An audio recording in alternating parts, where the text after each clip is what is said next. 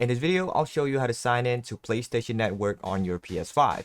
If you find this useful, then please consider subscribing and liking the video. Alright, so if you want to play online, access the PlayStation Store, download your digital games, use cloud saves, or join parties with your friends, you'll first need to sign into your PlayStation Network account. Whether you sign in into an existing account or adding a completely different PlayStation Network account to your PS5, the process only takes a few minutes. Before we get started, make sure your PS5 is connected to the internet. If your console isn't connected to Wi-Fi or Ethernet yet, you'll need to set that up first before you can sign into PlayStation Network. Alright, so if you're already using a user profile on your PS5 but are not signed into the PlayStation Network, you'll see this error on your screen. And if you go to the PlayStation Store, you'll also see this. So to fix this, you can select the sign in button, and now you'll have two ways to sign in. You can scan the QR code using your phone, which is the quickest option, or select sign in manually. If you're signing in manually, enter the email address associated with your PlayStation Network account, then enter your password and select sign in. If your account has two-step verification or a passkey enabled, complete the verification process by following the on-screen instructions. After a few moments, you'll be signed into your PlayStation Network account and start using all online features. Alright, now if you want to add a completely different PlayStation account to your PS5, you can do that by pressing the PlayStation button on your controller, and then you want to navigate to your profile icon, select switch user, and here on the left,